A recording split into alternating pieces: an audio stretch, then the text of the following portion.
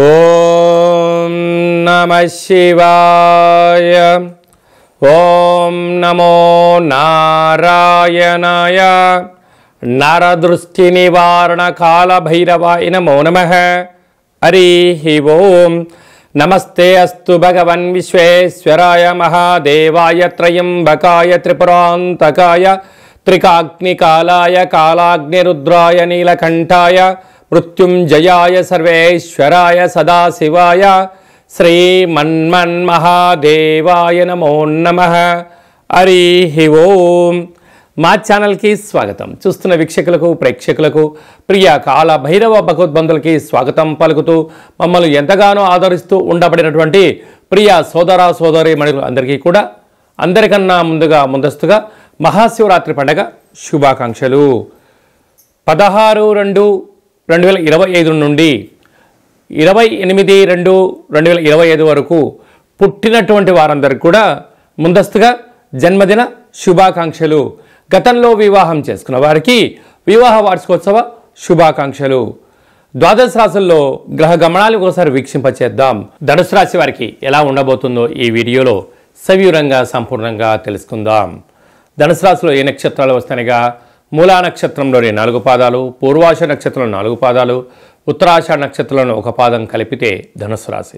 చాలామందికి పుట్టినటువంటి కాల సమయంలో డేటా ఆఫ్ బర్త్లో లేనటువంటి కారణం వలన పేరు యొక్క మొదటి అక్షరాన్ని అనుసరిస్తూ ఆ రాశిని తెలుసుకునే ప్రయత్నం చేద్దాం. ఏ, యో, బా, బి, బు, ధ, బా, డా, బే అక్షరాల వారందరూ కూడా ధనుసు రాశి జాతకులే. ధనుసు రాశి యొక్క అధిపతి దేవగురు బృహస్పతి.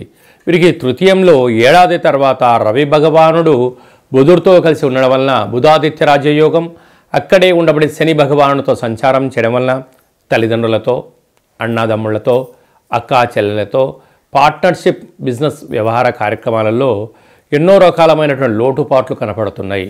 కనుక ఇలాంటి సమయంలో తొందరపాటు నిర్ణయాలకు ఇది సరైన సమయం కాదు. వీలైనంత వరకు మౌనంగా ఉండడం, పుస్తక సాధన చేయడం, మంత్ర సాధన చేయడం, ఆధ్యాత్మికంగా ఉండడం, అనేక రకాల కార్యక్రమాలలో మీరు తొందరపాటు నిర్ణయానికి ఇది సరైన సమయం కాదు అని చెప్పి గమనించాలి. అలాగనే అర్ధాష్టమ రాహు, అర్ధాష్టమ శుక్రుడు కావడం వల్ల మీ బంగారు ఆభరణాలు, ఫోన్లు, ల్యాప్టాప్లు, టీవీలకు సంబంధించినటువంటి ఓటీపీలలో ఎన్నో రకాల ఇబ్బందులు కలగబోతున్నాయి. కనుక వీలైనంత వరకు ఏదైనా షేర్ చేయడం కానీ, ఓటీపీలను ట్రాన్స్ఫర్ చేయడం కానీ దయచేసి చేయొద్దు. 6వ స్థానంలో దేవగురు బృహస్పతి వక్రగమన సంచార స్థితిలో ఉండడం వలన మీరు ఈ వీడియో చూస్తున్నారు అన్నట్లయితే మహాదేవుడికి అభిషేకం చేసే సమయం ఆసన్నమైందని చెప్పి గుర్తుపెట్టుకోగలగాలి. నవధాన్యాలను లేకపోతే శనగలను పంచామృతంతో కలిపి అభిషేకం చేయడం వలన రుణ సమస్యలు, రోగ సమస్యలు, శత్రు సమస్యలు తొలగి ఆనందకరమైన జీవితం ధనుసు రాశి వారి యొక్క సొంతం కాబోతుంది. అలాగే సప్తమంలో కుజుడు ఉండడం వలన, కుజదోష ప్రభావం కారణం వలన, అలాగనే మీ యొక్క జన్మ నక్షత్రం రోజున అష్టమి, అమావాస్య తిథులు ఎందున దూరావాయు జల ప్రయాణాలు పెట్టుకోవద్దు. ఎప్పుడైతే మీరు అభిషేకం చేయడం వలన మహాదేవుడు మిమ్మల్ని చల్లగా ఆశీర్వదించి వృత్తి, ఉద్యోగ, వ్యాపార, సేవారంగ కార్యక్రమాల్లో అన్నింటా విజయం కలిగించేటువంటి సమయం ఆసన్నమైందని చెప్పి గుర్తుపెట్టుకోగలగాలి.